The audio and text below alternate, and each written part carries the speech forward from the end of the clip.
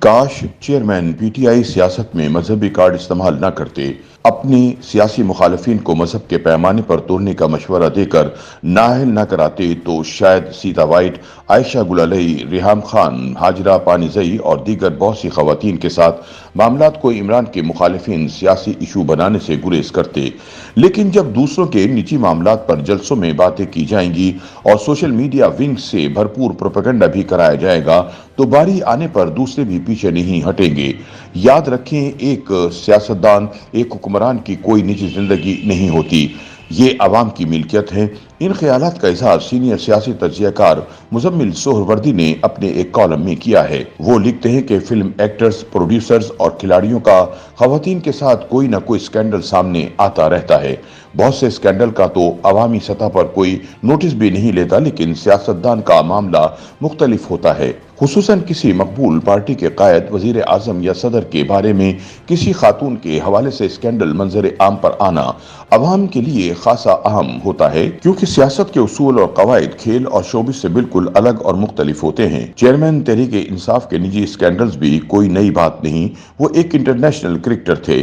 اس دوران ان کے کئی خواتین کے ساتھ سکینڈل سامنے آتے رہے۔ یہ سکینڈل اور خواتین میں مقبولیت بھی ان کے پلے بوائے امیج کا حصہ تھے، اس لیے پاکستان کے عوام اور سیاستدانوں نے کبھی اس پر سوال اٹھایا نہ کوئی الزام تراشی کی۔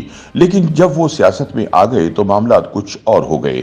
عمران خان کی زندگی دو حصوں میں تقسیم کی جا سکتی ہے۔ ان کی زندگی کا ایک حصہ وہ ہے جب وہ کرکٹر تھے، دوسرا حصہ بطور سیاستدان ہے۔ جب وہ کرکٹر تھے تو پلے بوائے کا امیج قائم رکھے ہوئے تھے، اس دوران وہ ایک الٹرا ماڈرن انسان کا امیج رکھتے رہے۔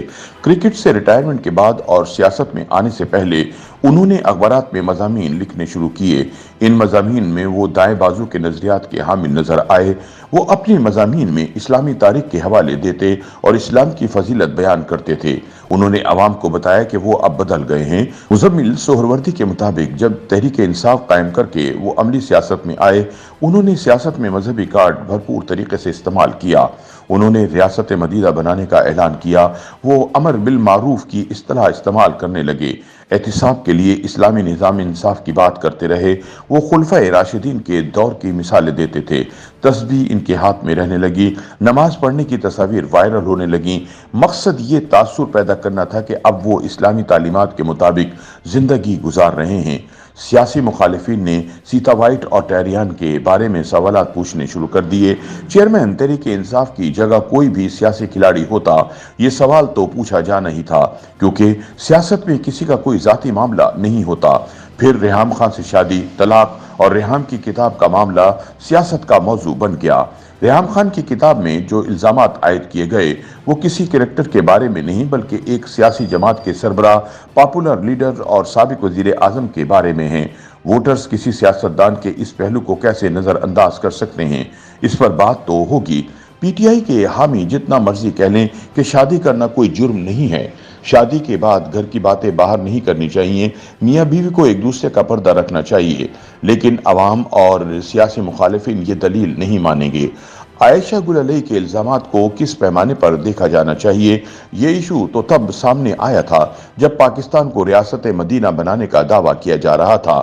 ان الزامات کی تفتیش صرف اس لیے نہیں ہوئی کہ پی ٹی آئی اقتدار میں تھی۔ اب ایک ماڈل اور اداکارہ ہاجرہ پانیزئی کی کتاب بھی سامنے آئی ہے۔ اس میں بھی بہت کچھ کہا گیا ہے۔ یہ کوئی سازش ہے، منصوبہ ہے، لیکن اب بھی ذاتی معاملہ نہیں رہا ہے۔ مزمل سہروردی کہتے ہیں کہ عمران خان کی مبینہ غیر اخلاقی آڈیوز لیک ہونے کا شور تھا اور اب خاور مانیکا کے الزامات کا شور اٹھا ہے۔ ہماری تہذیب، روایت، اقدار اور اسلام کی تعلیمات ان امور پر کیا کہتی ہیں، اس کے بارے میں کچھ کہنے کی ضرورت نہیں۔